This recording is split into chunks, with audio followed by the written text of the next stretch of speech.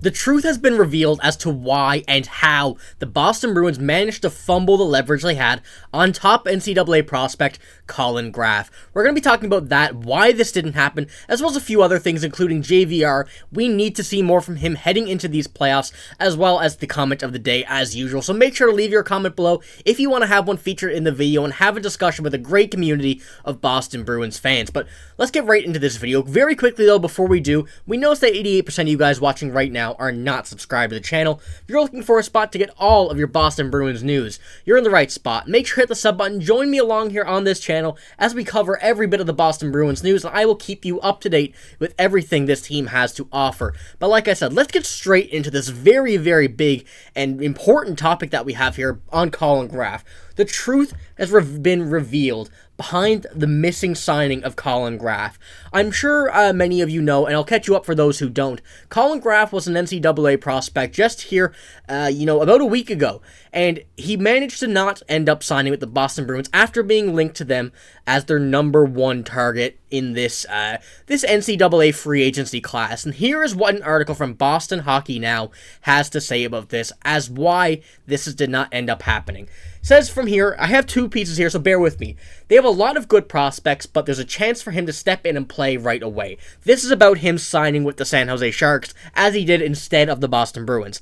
From Elliotte Friedman said, in the last place Sharks, who are the favorites to win the NHL draft lottery next month? Basically, they traded Henry Thrun from Anaheim a year ago because Anaheim was so loaded on defense. San Jose could say, hey, we got a spot for you, and basically said the same thing that happened here. So you can understand from a standpoint from Colin Graf that being able to make his way straight to the NHL right now is definitely a bit of a juicier bite, I guess you could say, than having to go through a whole Boston system. A very busy Boston team right now, where he might not make his way to an NHL team, maybe not even next season. But with San Jose, he definitely makes it there, and it does make sense as to why he wanted to go there. But another piece of this article here says this. Well, in the latest 32 Thoughts, the podcast, Sportsnet NHL insider Elliotte Friedman shed some light on why the Boston Bruins weren't going all in on Colin Graf, and why Graf wasn't exactly the Bruins or bust. Friedman began by pointing out that, as also reported first by Boston Hockey Now, the Bruins were front-runners for Graf's teammate Jacob Quillen, who ultimately signed with the Bruins' Atlantic Division and Original Six rival, the Toronto Maple Leafs. So there was a plethora of prospects here, a lot of them coming from Quinnipiac for Boston to target in this NCAA free agency. It was originally Jacob Quillen, he ended up going to the Leafs, and then it was Jackson Nelson from Minnesota, as well as Colin Graf, also from Quinnipiac. And I think the battle was just not good enough, not capable enough for the Bruins to be able to confidently say that Colin Graf was going to be on this team. We had heard a lot of rumors that he was going to be their guy. It was a 90% chance that he was going to sign, or something crazy like that, that it made it seem like this was a guaranteed. And that ultimately, didn't end up happening, as we've seen here. Going to San Jose, I think it's better off for him, and I hope he does well there. However, Jackson Nelson was Minnesota's guy at the end of the day. I don't think they wanted to fight too hard for someone that is very similar to the top player on this team in David Pastrnak. And it does ultimately make sense. At the end of the day, as much as it sucks, as much as the Bruins could have done some very good things with him, it makes sense as to why he is not a Boston Bruin right now, and he is a San Jose Shark. He shows a lot of similarities to David Pastrnak's game. He fits into a lot of roles that David Pastrnak has, the power play, a winger that David Pastrnak plays like, and it's just a whole situation where he's not going to kick David Pastrnak out of any of these situations. David Pastrnak is the guy for the Boston Bruins, and it would have just filled up another spot that is too similar to what they already have. So as much as Colin Graf would have worked out with the Bruins, would have been an awesome signing for this team, it ultimately, as I've said so many times here, makes sense why it didn't happen. Jackson Nelson, a bigger center, is definitely a good option as well. I think this one will play out very, very well.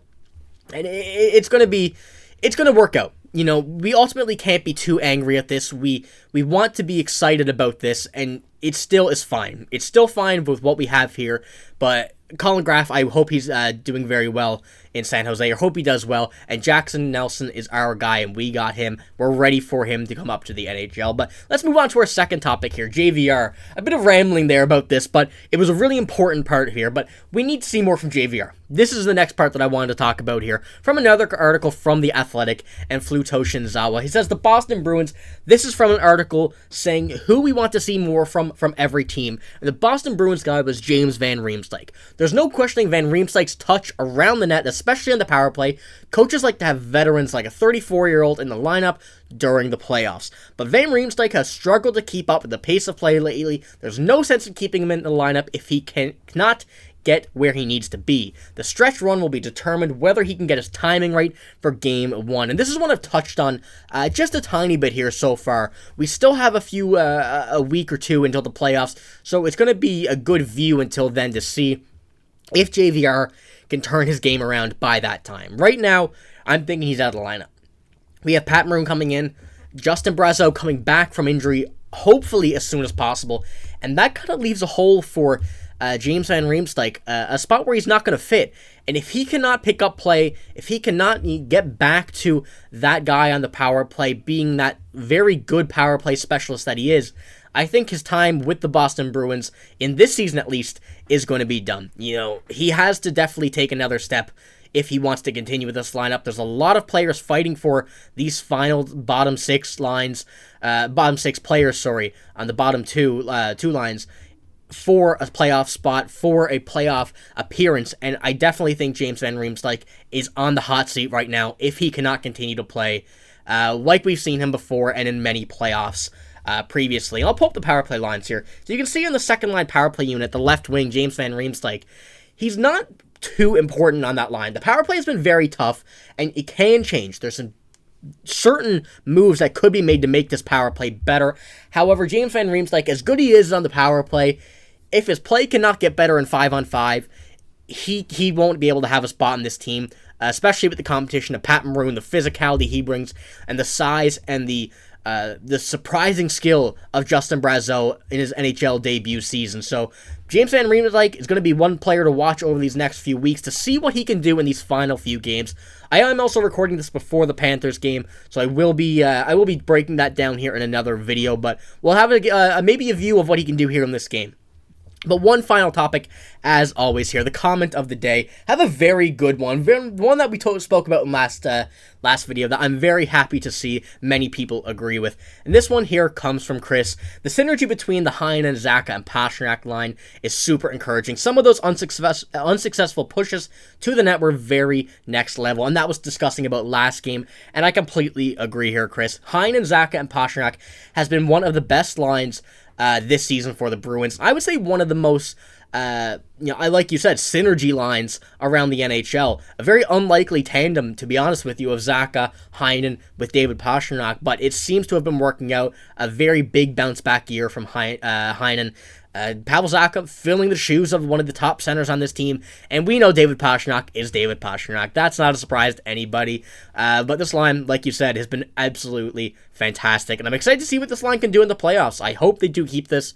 It would be dumb not to, so we'll have to see if any changes are made. Let's hope that nothing is changed for this line. They've been playing very well, and I'm excited to see what this line can do in the playoffs. But like I said at the beginning, if you want your comment featured in the video here, we can discuss it among us, as well as in the comments. Make sure to drop one. You know, we have a great community of Bruins fans here. We're nearly at 1,000 subscribers, and if we could hit that before the playoffs, during the playoffs, or even before, that would work out too.